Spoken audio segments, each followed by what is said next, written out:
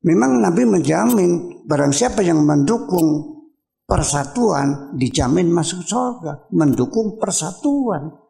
Sekarang menjadi barang siapa yang akhir ucapannya sebelum meninggal mengucapkan la ilaha illallah masuk surga. Menjadi tidak masuk akal. Masa masuk surga dengan ucapan? Memangnya film Barbie?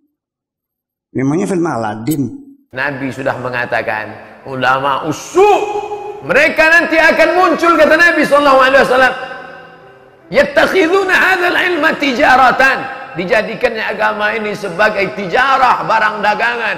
Siapa yang mau beli fatwa ini, siapa yang mau beli pendapat ini, saya sudah godokkan ini dari kitab usul fikih, dari kitab fikih, dari qawaidul fikih, dari tafsir klasik, dari tafsir ini saya sudah baca. Bahasa Arab mantap, balaghah oke, nahunya hebat, menghafalnya mantap. Tapi untuk apa? Yabi'una, mereka jual barang ini karena ada kepentingan di balik itu, simbiosis mutualisme.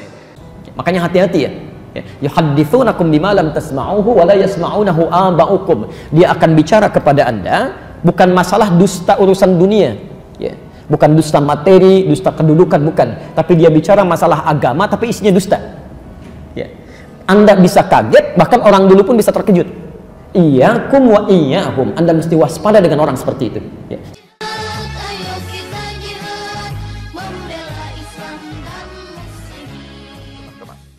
Dengan demikian, ide besarnya Nabi Muhammad itu untuk membangun persatuan. La ilaha illallah sebagai simbol bahwa kita adalah dalam kesetaraan. Tetapi kemudian dalam perjalanan peradaban umat Islam ini bergeser menjadi ucapan la ilaha illallah menjadi kunci untuk masuk surga. Memang Nabi menjamin barang siapa yang mendukung persatuan dijamin masuk surga. Mendukung persatuan. Sekarang menjadi barang siapa yang akhir ucapannya sebelum meninggal mengucapkan la ilaha illallah masuk surga. Menjadi tidak masuk akal. Masa masuk surga dengan ucapan? Memangnya film Barbie? Memangnya film Aladdin? Tapi kita tidak perlu kaget ya, karena ini sudah diingatkan oleh Nabi SAW, termasuk isyaratnya di Quran. Ya, saya pernah sampaikan dulu, jika Anda punya kitab Sahih Muslim yang aslinya, yang syarah Imam An-Nawawi, itu ada 9 jilid.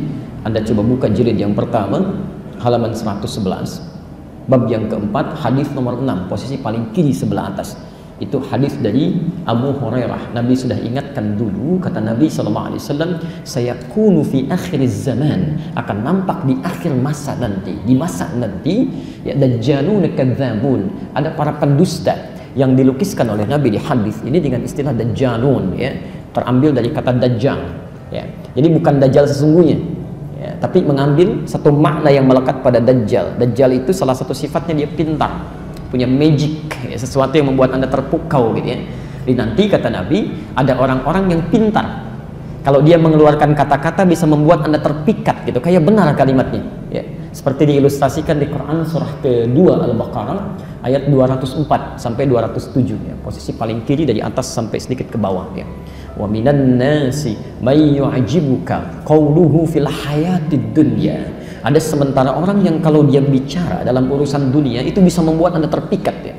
Kata-katanya begitu cantik, retorikanya begitu menarik, ya. Wa yushhidullaha ala ma fi qalbi. Kadang-kadang dia mengambil nama Allah, ngambil ayat, potong, ambil untuk melekatkan apa yang ada dalam hatinya, ya, untuk mengatakan ini loh, ini dalilnya ini. Tapi enak saja motong sini dia tanpa dia paham apa maksudnya. Wa huwa aladdul khisam. Ya, Allah berfirman, hati-hati, ini musuh yang paling bahaya. Ya, setan saja, setan musuh bukan? Musuh tahu dari mana? Oke, Quran surah ke-2 Al-Baqarah misal 168, kan? Posisi paling kanan sebelah bawah. Innahu lakum aduwwum mubin. Dia musuh kamu yang paling nyata.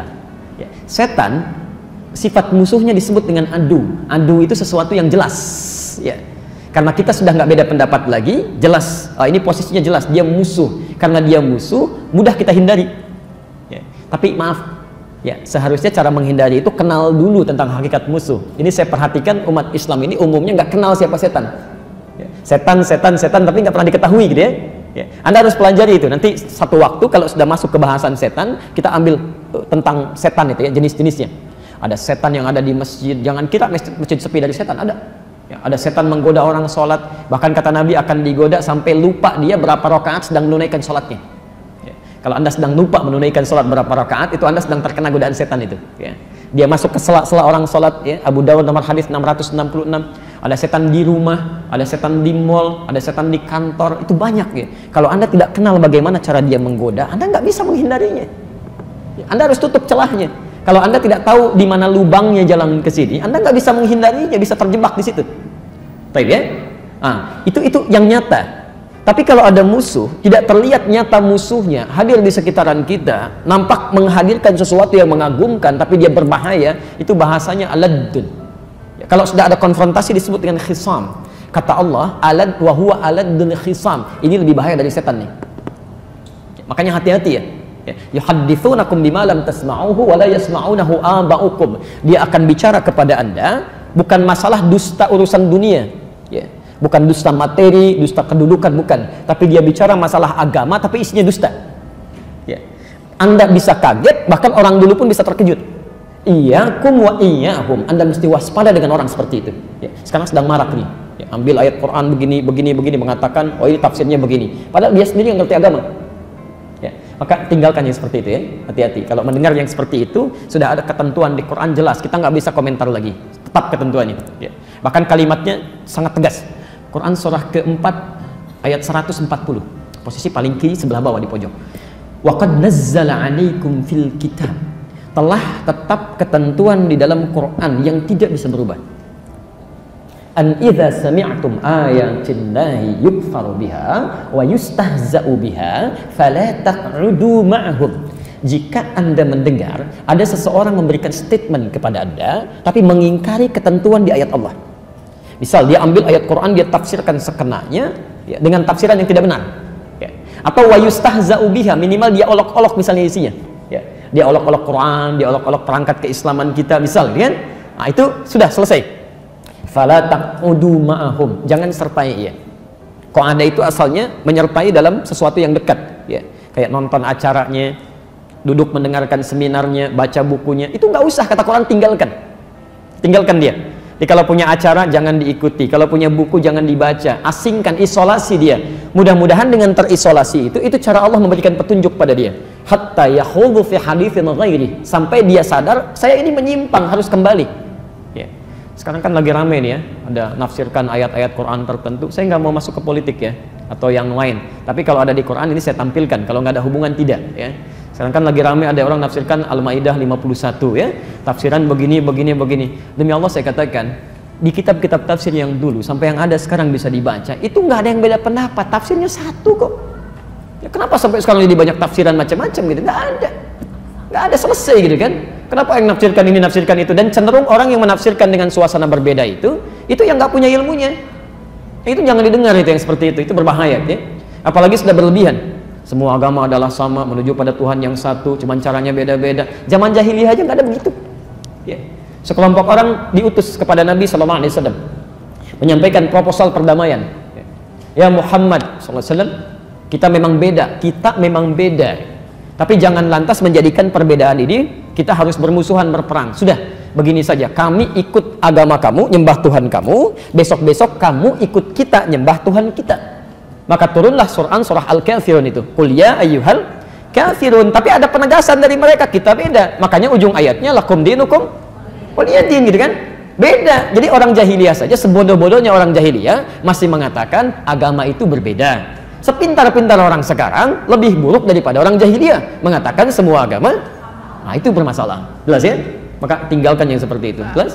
Tapi kata Nabi SAW, ada ulama ulama yang jahat. Bagaimana sifatnya? Yattakhiduna hadzal ilma tijaratan, menjadikan ilmu agama ini sebagai perniagaan, perdagangan. Yabi'una min umara'i zamanihim, dan mereka menjual agama ini kepada siapa? Umara, pemimpin mereka. Dijadikannya agama ini sebagai barang dagangan, dipolesnya fatwa, dipolesnya pendapat-pendapat, dipolesnya ayat-ayat, pakai hadis-hadis, karena dia berilmu. Untuk apa? Tijaratan, barang dagangan, yabi'una, dijualnya. Kepada siapa dijualnya? Min umara, kepada pemimpin zamanihim, di zaman yang hidup. Untuk apa? Ribhan li anfusihim, untuk keuntungan pribadi, ormas, partai, kepentingan sesaat. Ini yang terjadi sekarang. Bingung umat ini menengok. Partai Islam, lambang Islam, kenapa menjual fatwa? Kenapa mendukung pemimpin kafir? Heran orang. Subuh nih jawabannya. Inilah dia hadisnya. Jangan heran saudaraku, Nabi sudah menyebutkan ini 14 abad yang lalu. Bahkan ustadz-ustadz kita yang lurus-lurus pun hampir terjebak. Saya dapat iklannya, saya tengok, ini tak betul. Saya sampaikan, jangan ikut ustadz, nanti terjebak ke dalam. Ustadz ini lurus-lurus tabung aja, macam lewat di paralon. Tengok dulu ustadz, antum punya nama baik, dijebak orang, nanti duduk satu majelis sama orang penjual agama. Hati-hati, kejahatan terjadi bukan hanya karena ada niat dari pelakunya, tapi juga karena ada kesempatan. Waspadalah. Ulama harus mengerti. Bapak Ibu yang dimuliakan Allah Subhanahu wa taala, karena orang-orang ini adalah bukan orang jahil, dia orang berilmu. Al-juhala bilibasil ulama, mereka memakai pakaian-pakaian ulama, sorban-sorban ulama, jubah-jubah ulama, tapi isinya adalah syaitan. Kadang kita suuzon dengan anak-anak muda nih. Saya naik pesawat, duduk di belakang, di depan ada anak muda pakai celana jeans, rambut anak-anak muda itu lah. Kalau rambut ustadznya gitu, rambut anak muda, wow, pakai baju kaos, pakai earphone. Saya nengoknya dari belakang, ini anak muda nih penghuni neraka. Jadi tak berapa lama digulungnya earphone-nya, masuknya ke depan, duduk dia, dipukul-pukulnya kursi itu. Astagfirullah. Tak pula saya minta maaf sama dia. Takkan saya minta maaf ya, udah tadi sudah selesai.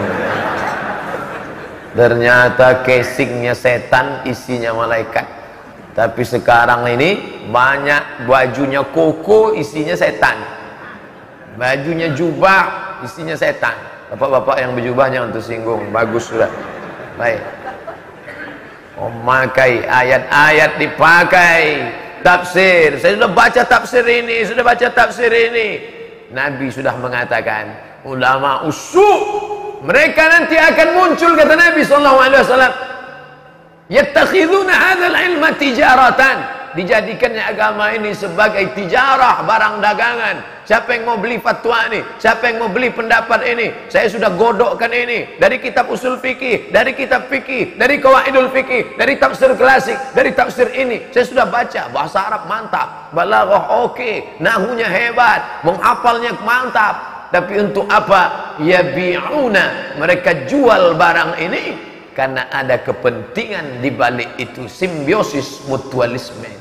Ada yang punya barang ingin keuntungan, ada yang punya uang dan ingin memanfaatkan ini. Maka umat Islam yang tidak punya pendidikan hanyut bagaikan kiambang, kemana air deras kesanalah dia pergi.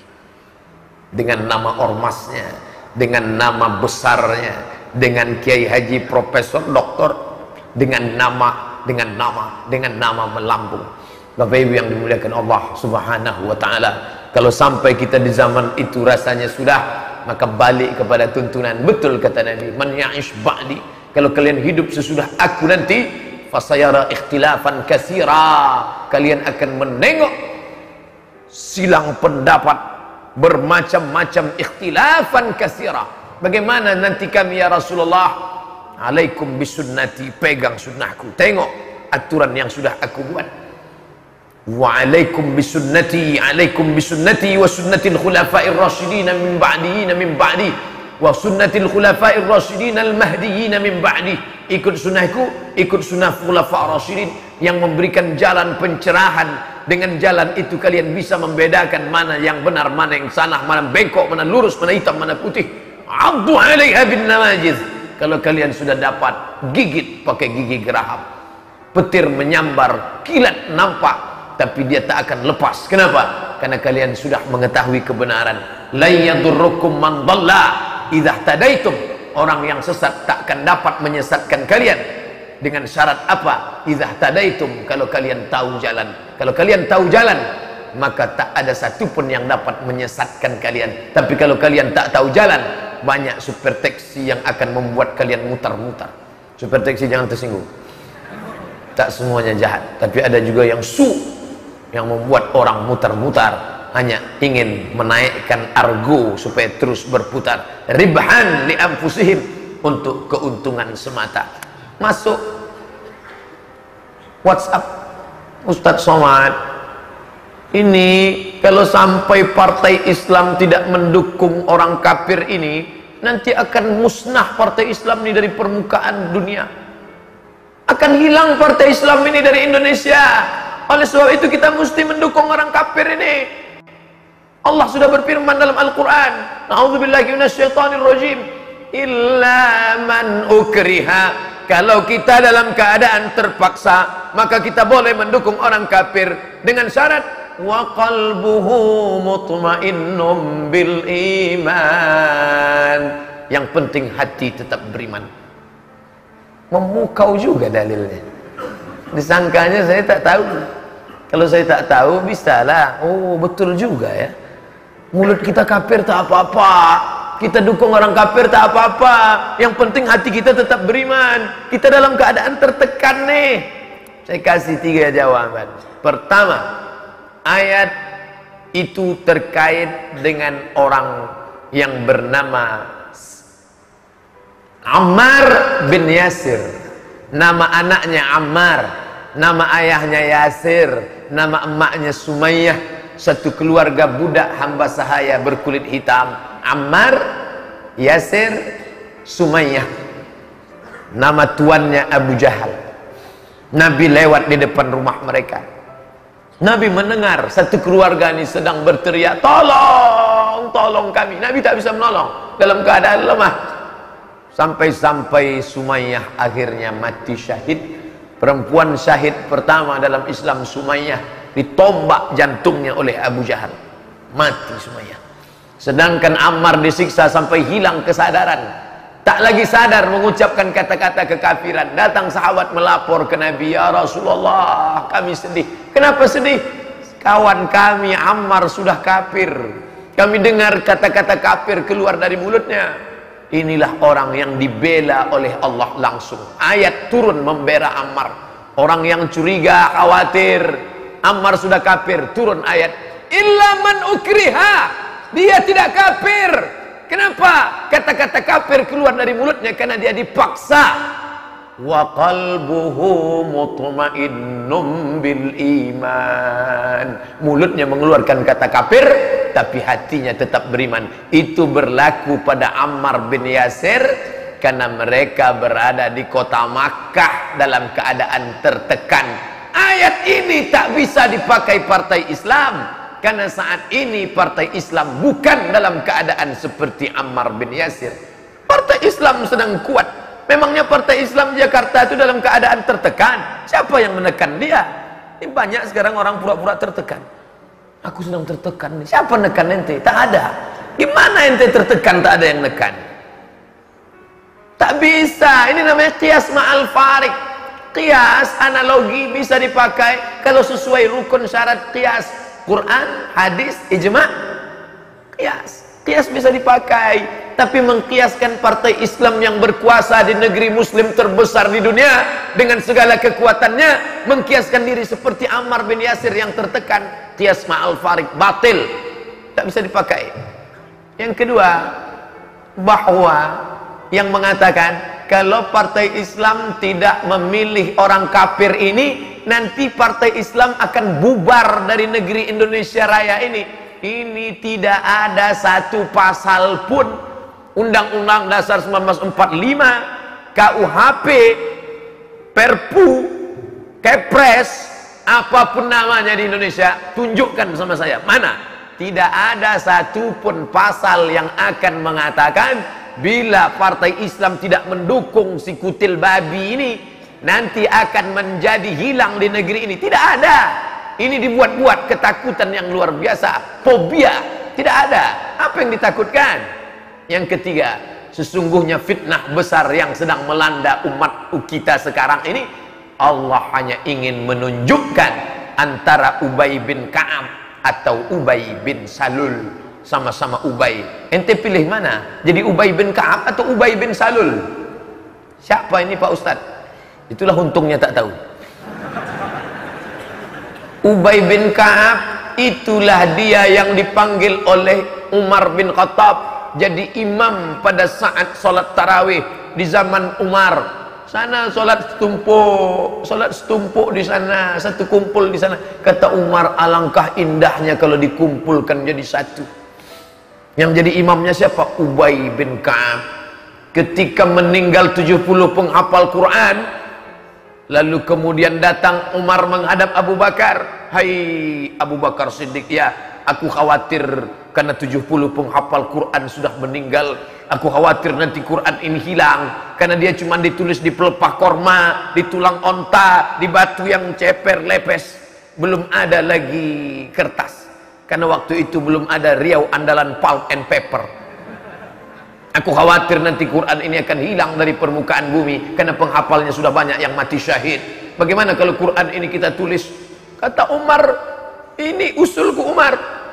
Abu Bakar, kata Abu Bakar, aku takut menuliskan Quran dalam satu buku karena Nabi tak pernah menyuruh perbuatan yang tak dibuat Nabi, bid'ah, wa kullu bid'atin dhalalah wa kullu dhalalatin finnar. Masuk neraka nanti kita.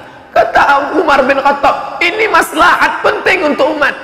Akhirnya lembut hati Umar. Kalau begitu, iyalah kita bukukanlah Al-Quran ini. Tapi siapa yang kita layak? Anak muda ini yang mesti buat. Umar bin Khattab sudah tua, Umar bin Khattab sudah tua, dan Abu Bakar pun sudah tua. Waktu itu umur Abu Bakar Siddiq 62 tahun. Maka kalau begitu bagaimana?